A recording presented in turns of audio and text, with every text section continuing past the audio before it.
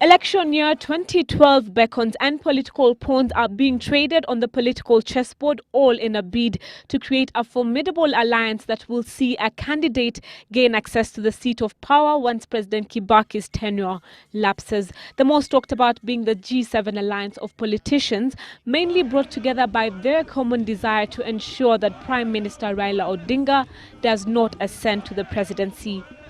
A recent poll conducted by Strategic Research seems to indicate that many Kenyans believe the alliance may not hold, with 57% of those polled indicating that they believe the G7 alliance will not last through 2012.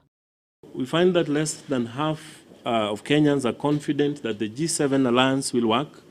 And then, of course, the support rate is 40% against 60 who say they don't. Going by its leaders' public pronouncements, the G7 group will ultimately have to pick a presidential candidate and his running mate. The group's plan had appeared to be to popularize individuals' parties where each of the leaders hail from and eventually compromise on a particular candidate. The poll reveals that should this happen, 46% of Kenyans would prefer that candidate to be Uhuru Kenyatta.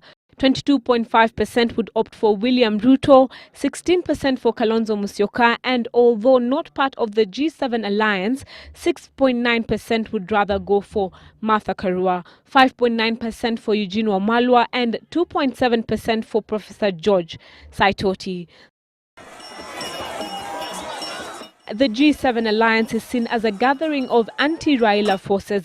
The thinking is that the group should produce a candidate to contest against Odinga. The poll, however, shows that should all talk of alliances be cast aside, then the premier would dictate the country's political race, as 42.6% of Kenyans would vote for the premier as president and 21.4% would vote for Kenyatta, 9.5% for Musyoka, 8.3% for William Ruto, and 7.8% for Martha Karua. The poll also shows that Kenyatta, Ruto, and Odinga still enjoy political mileage from their home turfs, where they are considered political kingpins.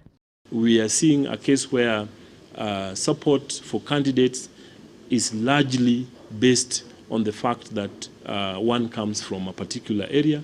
So the ethnicity is not a question that you can